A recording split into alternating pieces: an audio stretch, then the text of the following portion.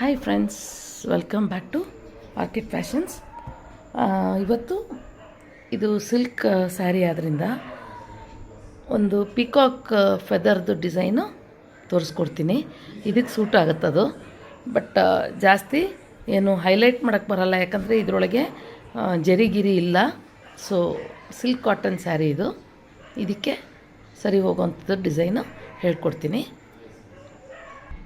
ಇದು ನೋಡಿ, ಈ ಥರ ಡಿಸೈನು. ಸೊ ಇದಕ್ಕೆ ನಾನು ಮಧ್ಯದಲ್ಲಿ ಏನಾನು ಸ್ಟೋನ್ ಇಡೋಣ ಅಂದ್ಕೊಂಡಿದ್ದೀನಿ.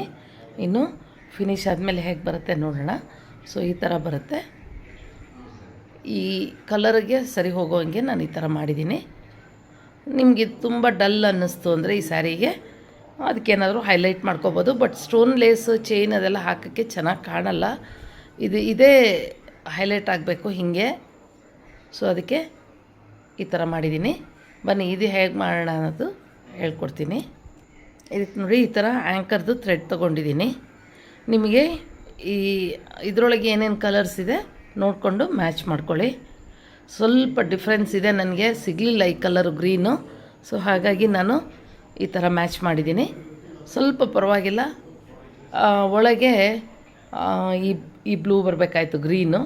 ಸೊ ಸ್ವಲ್ಪ ಹಂಗೂ ಹಿಂಗೂ ವ್ಯತ್ಯಾಸ ಆಗಿದೆ, ತೊಂದರೆ ಇಲ್ಲ. ಸೊ ಈ ಥರ ದಾರ ತಗೊಂಡು ಹೇಗೆ ಮಾಡೋದು ಅಂತ ನೋಡೋಣ. ನೋಡಿ, ಇದು ಅಷ್ಟು ತೊಗೊಂಡಿದ್ದೀನಿ ನಾನು. ಹೇಗಿರುತ್ತೋ ಹಾಗೆ ತೊಗೋಬೇಕಾಗತ್ತೆ. ಸೊ ನಾನು ಇದರೊಳಗೆ ಎಳೆ 2-3 ಆ ಥರ ಎಲ್ಲ ಮಾಡ್ಕೊಂಡಿಲ್ಲ, ಫುಲ್ 6 ಸ್ಟ್ರ್ಯಾಂಡ್ಸು ತೊಗೋಬೇಕಾಗತ್ತೆ. ಇದು ಫಸ್ಟು ಮ್ಯಾಜಿಕ್ ರಿಂಗ್ ಮಾಡ್ಕೋಬೇಕು ನೀವು. ಈ ಥರ ಸ್ಟಾರ್ಟ್ ಮಾಡಿಕೊಂಡು ನೋಡಿ, ಒಂದು ಸರಿ ಹಿಂಗೆ ಸುತ್ತಿರಿ ಕೈಗೆ. ಇದು ಕ್ರೋಶ ನಾನು 8 ತೊಗೊಂಡಿದ್ದೀನಿ ನಂಬರು. ಇದಕ್ಕೆ ಯಾವುದು ನಿಮಗೆ ಸರಿ ಹೋಗುತ್ತೋ ಅದು ತೊಗೊಳ್ಳಿ. 7 ಇಲ್ಲ 8, 10, 11 ಎಲ್ಲ ಸ್ವಲ್ಪ ಚಿಕ್ಕದಾಗತ್ತೆ. ಇಷ್ಟು ದಪ್ಪ ದಾರ ಅದರೊಳಗೆ ಹೋಗಲ್ಲ. ಸೊ ಈ ಥರ ಒಂದು ಮ್ಯಾಜಿಕ್ ರಿಂಗ್ ಮಾಡ್ಕೋಬೇಕು. ನೋಡಿ, ಹಿಂಗೆ ಮಾಡಿದ್ರೆ ಚಿಕ್ಕದಾಗತ್ತೆ. ಸೊ ಹಿಂಗೆ ಮಾಡಿದ್ರೆ ದೊಡ್ಡದಾಗತ್ತೆ ಅದು. ಆ ಥರ ಮ್ಯಾಜಿಕ್ ರಿಂಗ್ ಇರಬೇಕು.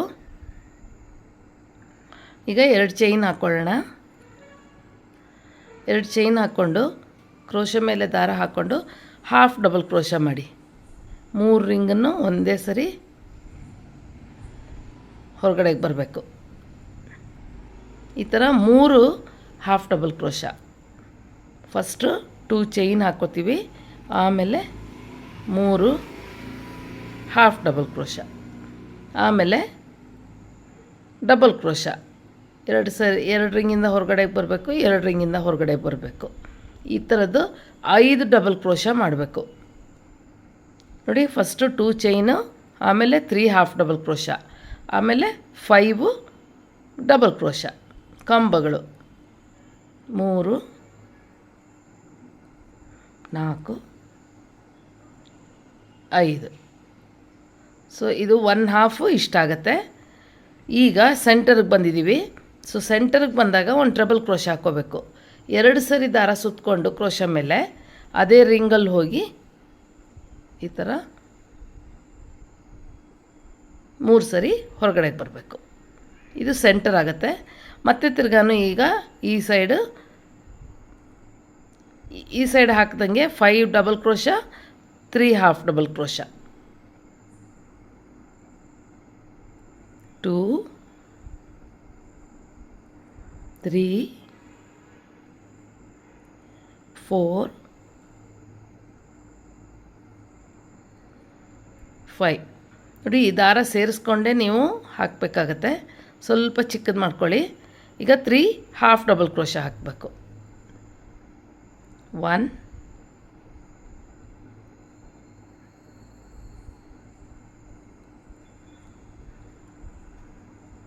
2, 3 ಹಾಫ್ ಡಬಲ್ ಕ್ರೋಶ ಆದಮೇಲೆ ಈ ಮ್ಯಾಜಿಕ್ ರಿಂಗ್ನ ಟೈಟಾಗಿ ಎಳಿರಿ. ಎಳೆದ್ಮೇಲೆ ಎಂಡ್ ಮಾಡಬೇಕಾಗತ್ತೆ.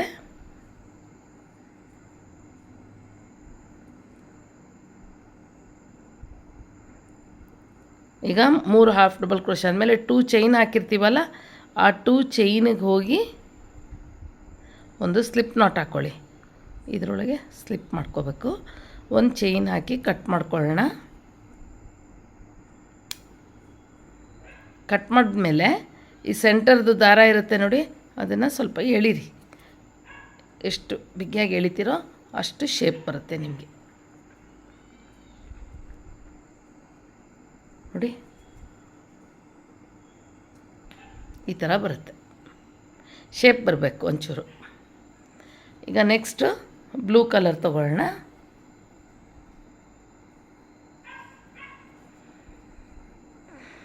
ಬ್ಲೂ ಕಲರ್ ತೊಗೊಂಡು ನೋಡಿ, ಇಲ್ಲಿ ನಾವು ಈಗ ಸ್ಲಿಪ್ ನಾಟ್ ಹಾಕಿರೋದು. ಇಲ್ಲಿಂದ 3ನೇ ಚೈನಿಗೆ ಹೋಗಬೇಕು.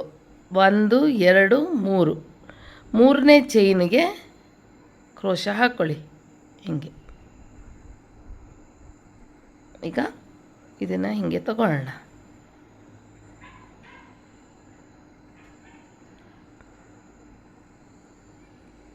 ಹಿಂಗೆ ತಗೊಂಡು ಒಂದು ಚೈನ್ ಹಾಕಿ ಲಾಕ್ ಮಾಡ್ದಂಗೆ.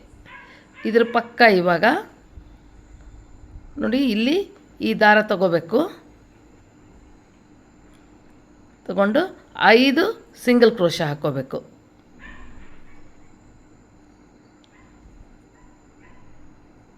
ಈ ದಾರನೂ ರನ್ನಿಂಗಲ್ಲಿರಬೇಕು. 3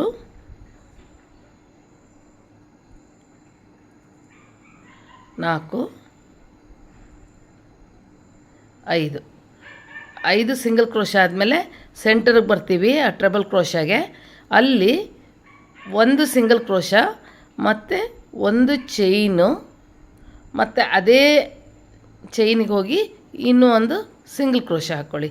ಯಾಕಂದರೆ ನಿಮಗೆ ಸೆಂಟರ್ ಗೊತ್ತಾಗಬೇಕು ನೆಕ್ಸ್ಟ್ ಲೈನಿಗೆ, ಹಾಗಾಗಿ ಅದು ಒಂದು ಮಾರ್ಕ್ ಥರ ಆಗುತ್ತೆ.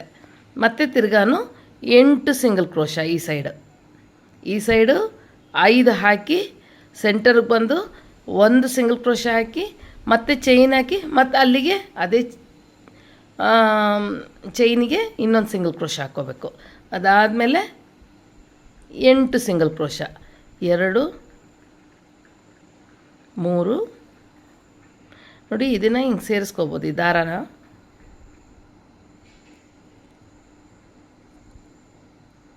4 5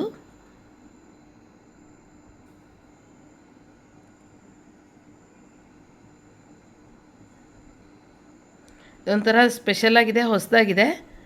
ಸೊ ಇಷ್ಟ ಆಯಿತು. 6 7 8 ಆದಮೇಲೆ 8ನೇ ಸಿಂಗಲ್ ಕ್ರೋಶಗೆ 3 ಚೈನ್ ಹಾಕಬೇಕು.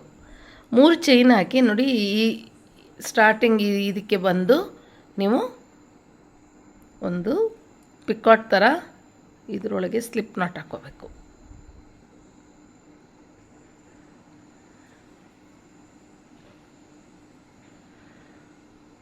ಇದರೊಳಗೆ ಬಂದು ಇದನ್ನು ಸ್ಲಿಪ್ ಮಾಡ್ಕೊಳ್ಳಿ.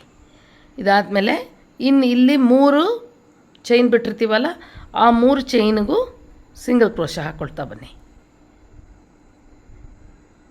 1 2 3 ಸಿಂಗಲ್ ಕ್ರೋಶ ಆದಮೇಲೆ ಇಲ್ಲಿ ನಾವು ಒಂದು ಚೈನ್ ಹಾಕಿದ್ವಲ್ಲ ಸ್ಟಾರ್ಟಿಂಗು, ಆ ಚೈನಿಗೆ ಹೋಗಿ ಒಂದು ಈ ಥರ ಸ್ಲಿಪ್ ಮಾಡ್ಕೊಳ್ಳಿ. ಮತ್ತು ಒಂದು ಚೈನ್ ಹಾಕಿ ಕಟ್ ಮಾಡ್ಕೊಳ್ಳಿ. ನೋಡಿ, ಇದೆಲ್ಲ ದಾರಗಳು ಸೂಜಿ ಇಟ್ಕೊಂಡು ಸೂಜಿ ಒಳಗೆ ಅದನ್ನೆಲ್ಲ ಪಾಸ್ ಮಾಡ್ಕೋಬೇಕು. ಅಂಟಿಸ್ಕೋಬೇಡಿ, ಆದಷ್ಟು ಪಾಸ್ ಮಾಡಿ.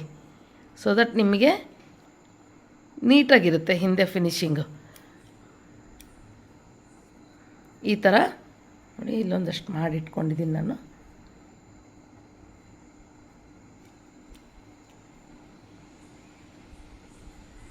ನೋಡಿ, ಈ ಥರ ಎಲ್ಲ ಮಾಡಿಟ್ಕೋಬೋದು. ಆಮೇಲೆ ಒಂದೇ ಸರಿ ಔಟ್ಲೈನ್ ಹಾಕ್ಕೊಂಡು ಮುಗಿಸ್ಬೋದು.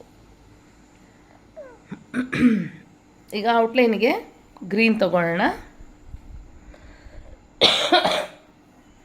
ಗ್ರೀನ್ ತೊಗೊಂಡು ಈಗ ಈ ಪಿಕಾಟಿಂದ 4ನೇ ಚೈನಿಗೆ ಸ್ಟಾರ್ಟ್ ಮಾಡ್ಕೋಬೇಕು. 1 2 3 4 4th ಚೈನಿಗೆ ಸ್ಟಾರ್ಟ್ ಮಾಡ್ಕೊಳ್ಳಿ. ಒಂದು ಲಾಕ್ ಮಾಡ್ಕೊಳ್ಳಿ. ಲಾಕ್ ಮಾಡಿಕೊಂಡು ಈ ದಾರನ ಇವಾಗ ಹಾಕ್ಕೊಂಡಿದ್ವಲ್ಲ ಈ ಹಸಿರು ದಾರನ ಜೊತೆಗೆ ಇಟ್ಕೋಬೇಕು. ನೆಕ್ಸ್ಟ್ ಚೈನಿಗೆ ಒಂದು ಸಿಂಗಲ್ ಕ್ರೋಶ ಹಾಕ್ಕೊಳ್ಳೋಣ. ಕನ್ಫ್ಯೂಸ್ ಆಗೋವಂಥದ್ದು ಏನಿಲ್ಲ. 1 2 ನೀವು ಮಾಡೋ ತನಕ ನಿಮಗೆ ಸ್ವಲ್ಪ ಕಷ್ಟ ಆಗ್ಬೋದು. ಸ್ಕ್ರೀನ್ ಮೇಲೆ ನಾನು ಎಷ್ಟು ಚೈನ್ ಹಾಕಬೇಕು ಅಂತ ಹಾಕಿರ್ತೀನಿ, ಅದು ನೋಡ್ಕೊಂಡು ನೀವು ಒಂದು ಸ್ಲಿಪ್ಪಲ್ಲಿ ಪೆನ್ ಇಟ್ಕೊಂಡು ಬರ್ಕೊಂಬಿಟ್ಟು ಅದೇ ಥರ ಮಾಡ್ಕೊಳ್ತಾ ಹೋಗ್ಬೋದು ಬೇಕಿದ್ರೆ. ಈಗ 1 ಸಿಂಗಲ್ ಕ್ರೋಶ ಆದಮೇಲೆ 2 ಚೈನು ಮತ್ತು ಪಿಕಾಟ್. ಲಾಸ್ಟ್ ಲೈನು ಎಲ್ಲ ಬರೀ ಪಿಕಾಟ್ಸ್ ಮಾಡಬೇಕು. ಇದರೊಳಗೆ ಸ್ಲಿಪ್ ಮಾಡಬೇಕು. ಮತ್ತು next single crochet, 2 chain, single crochet ಆದಮೇಲೆ 2 ಚೈನ್ ಮತ್ತು ಪಿಕಾಟ್. 2 ಸರಿ ಆಯಿತು. ಈಗ ತಿರ್ಗಾನು ಇದೆಲ್ಲ ಸಿಂಗಲ್ ಕ್ರೋಶನೇ, ಬಟ್ 2 ಚೈನ್ ಪಿಕಾಟ್ ಆಯಿತು. ಇವಾಗ 3 ಚೈನ್ ಪಿಕಾಟ್. 2 ಚೈನ್ ಪಿಕಾಟು 2 ಸರಿ, 3 ಚೈನ್ ಪಿಕಾಟು 3 ಸರಿ.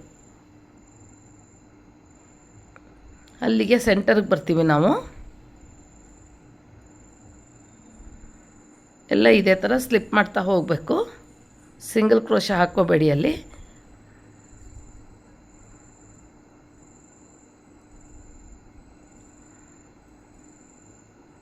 ಮೂರು ಚೈನ್ ಮತ್ತು ಒಂದು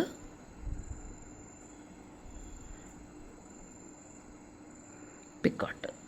ಇನ್ನೂ ಒಂದು ಬರುತ್ತೆ, ಮೂರನೇದಿದು. 3 ಚೈನು, ಒಂದು ಪಿಕಾಟ್. ಸೊ ಈ ಥರ 2 ಸರಿ ಆಮೇಲೆ 3 ಸರಿ ಹಾಕಿದ ಮೇಲೆ ಸೆಂಟರ್ಗೆ ಬಂದ್ವಿ ನಾವು. ಸೆಂಟರಲ್ಲಿ ಒಂದು ಸಿಂಗಲ್ ಕ್ರೋಶ ಹಾಕಿಬಿಟ್ಟು 4 ಚೈನ್ ಹಾಕ್ಕೋಬೇಕೀಗ. 1 2 3 4 4 ಚೈನ್ ಹಾಕಿ ಪಿಕಾಟ್ ಮಾಡಬೇಕು ಸೆಂಟರಲ್ಲಿ ಈ ಥರ. ಈಗ ತಿರ್ಗಾನು 3 ಸರಿ single crochet plus 3 chain 1 picot. ನೋಡಿ ಈ ಥರ 1 2 3 ಈ ಥರ 3 ಚೈನ್ ಹಾಕಿ ಪಿಕಾಟ್ ಮಾಡ್ಕೊಳ್ಳೋದು 3 ಟೈಮ್ಸ್ ಮಾಡ್ಕೋಬೇಕು.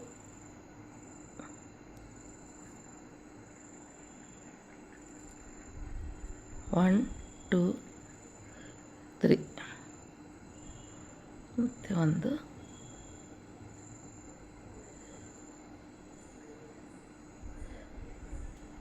ಈ ಸ್ಲಿಪ್ ಮಾಡ್ಕೊಳ್ಳೋದು ಸ್ವಲ್ಪ ಕಷ್ಟ ಆಗ್ಬೋದು.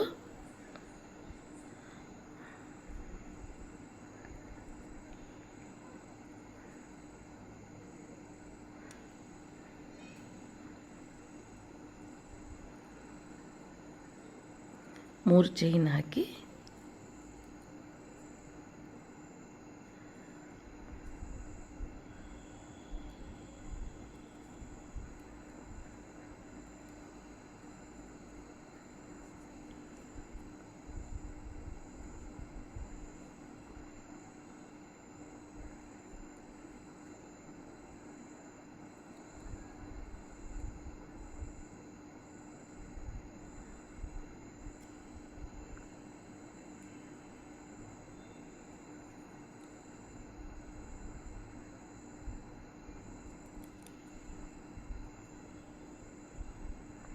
ಈಗ ಈ 3 ಚೈನ್ ಆದಮೇಲೆ ತಿರ್ಗಾನು ಸಿಂಗಲ್ ಕ್ರೋಶ ಹಾಕಿ 2 ಸರಿ 2 ಚೈನ್ ಹಾಕಿ ಪಿಕಾಟ್ ಮಾಡ್ಕೊಳ್ಳಿ. ನೋಡಿ, 1 ಸಿಂಗಲ್ ಕ್ರೋಶ 2 ಚೈನ್ ಹಾಕಿ ಅದೇ ಥರ ಪಿಕಾಟ್ ಮಾಡ್ಕೋಬೇಕು. ಲಾಸ್ಟ್ ಇದು 2 ಚೈನ್ ಹಾಕಿ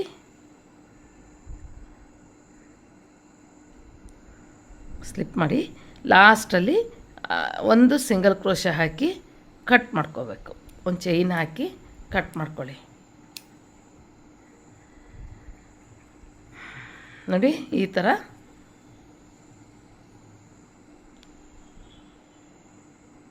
ತುಂಬ ಬ್ಯೂಟಿಫುಲ್ಲಾಗಿ ಕಾಣುತ್ತೆ. ಇದು ರಿಯಲಾಗಿ ಇನ್ನೂ ತುಂಬ ಚೆನ್ನಾಗಿ ಬಂದಿದೆ ಇದು.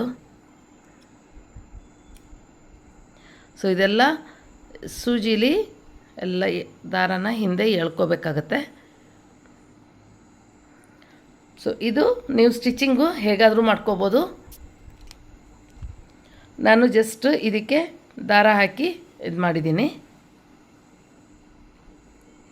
ಸೊ ನೀವು ಇದಕ್ಕೆ ಮಣಿ ಕೊಟ್ಬಿಟ್ಟು ಈ ಥರ ಬೀಡ್ ಕೊಟ್ಟು ಈ ಥರ ದೂರಕ್ಕೆ ಹ್ಯಾಂಗ್ ಮಾಡ್ಕೋಬೋದು.